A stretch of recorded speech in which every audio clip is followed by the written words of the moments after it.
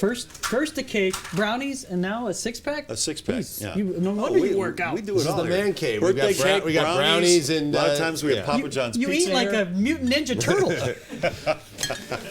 Just call me Donatello.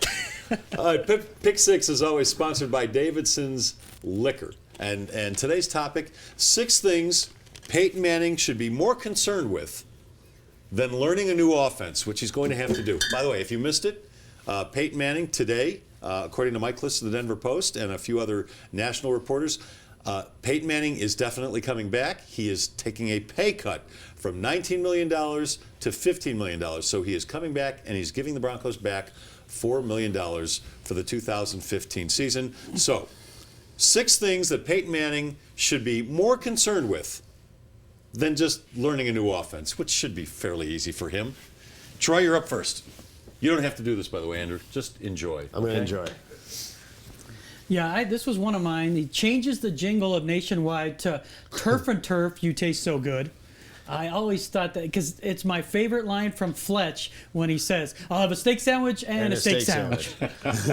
And I just think the Turf and Turf deal is underrated. You don't see and turf, you taste so good. See, there you go.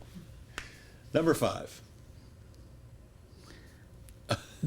He convinces Brock Osweiler that he's so Peyton has time to spend, and he's playing the game on Google where you search images and lookalikes. Brock Osweiler is a dead ringer for Edward in The Twilight, for Pattinson. And some of the Broncos players... everything you just said, it sounded like French to me. I have no clue what you're talking about. And some of the players last year called Osweiler Twilight. That was their nickname for him. I thought it was funny. Number 4. They can rebuild him. We have the technology. $6 million. I watched $6 million reruns on Esquire. Oh, it's so fantastic. The acting is atrocious. Didn't they bring it back? Yes, it's about I don't know. The one I'm watching is Lee Majors. Yeah. I thought they brought it back, but it is in it. Yeah. The acting is so bad it makes T.J. Hooker look like it's a Hemingway production. Right. 2-minute warning. 2 minutes. But watching reruns of $6 Million Man, 2-minute warning. you can rebuild that too. They have iPhones for that. Yes, consider trading for himself in a fantasy league. One of my favorite quotes from an NFL player was Cooley, the tight end for the Redskins, when you talk about NFL guys who love fantasy football. He lost the championship of his own fantasy league when he caught a touchdown in reality. The guy he was playing played him. He caught a touchdown for the Redskins, and he lost the championship of his fantasy league. Surprised they're allowed to play. I am too, because it's not gambling. It isn't? Yeah. Okay, whatever. But build Instagram followers. This would be fun for Peyton.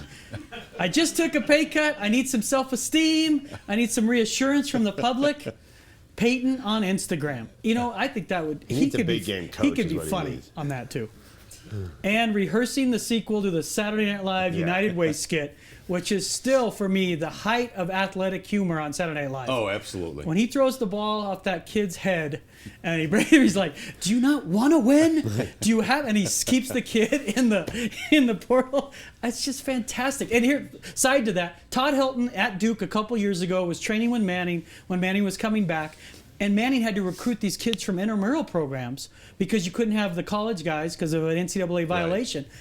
And he is running through the patterns. Todd's like, it's just like the United Way skit. He's yelling at guys. So Todd does like a play action and runs. He's like, that was going to be a banana route. You cut it short. And Helton's like, are you crazy?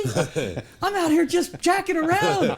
Lay off. So when he sees that skit, he lived it at Duke. Helton did. So he thinks it's even funnier than I do because he's like, that's him.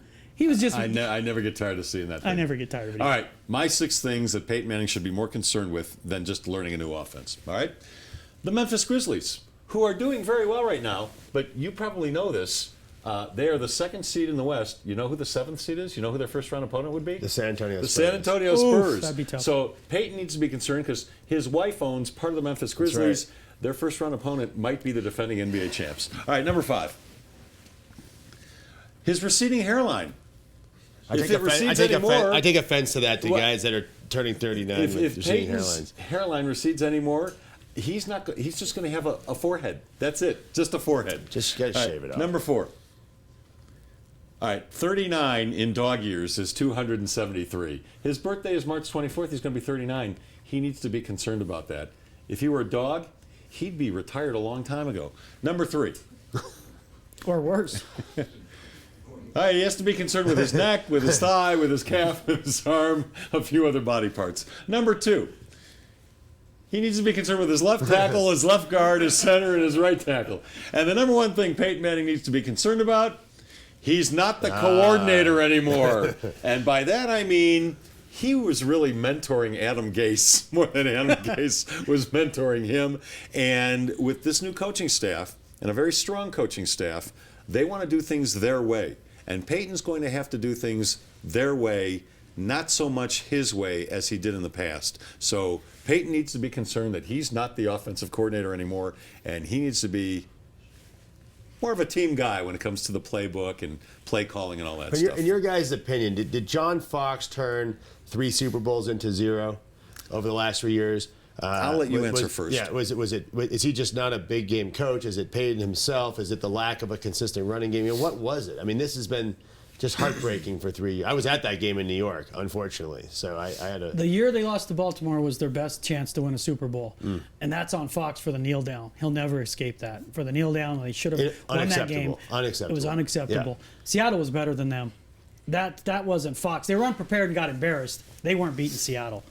Last year, Manning got hurt and things got sideways, but they weren't beating New England. That's why I'm saying where it hurts them is the year they could have won. It was Manning's first year. Yeah. Baltimore beats San Francisco. That's a team Denver would have matched up pretty well against because San Francisco's offense with Colin Kaepernick, a young quarterback. So it's not all on Fox, but he'll never live the kneel down, unfortunately. I'm with Troy 100%. The first year, the Baltimore, well, it's actually Fox's second year. The loss to Baltimore at home. Manning's first year. Was the year they could have and should have won the Super Bowl. The gauntlet of teams they had to run through wasn't that tough. Seattle was better than them last year, much, much better than them. They weren't going to win that Super Bowl. And this year just unraveled. It just came apart. It's funny because John Fox, when they were 8-8 and they beat the Steelers in the first round, may have been the greatest coaching job in the history of professional sports. Yes. What I he did thought with he should have Diva. been Coach of the Year. He absolutely should have been. Yeah. And the Baltimore game was crushing on so many levels, not just the game itself, but I wanted that San Francisco rematch. I wanted to avenge 55-10. I wanted that rematch. And we as Broncos fans were cheated out of having that opportunity. I want to remind everybody, the Pick Six segment we just finished, brought to you by Davidson's Liquors. You can make your own six-pack from a wide selection of craft beers. You just go into the cooler. They've got these more than 50 craft beers you can pick out and make your own six-pack with them. They also do free delivery if you go to davidsonsdenver.com. And if you go there, you also experience the Davidson's difference. So check out Davidson's Liquors.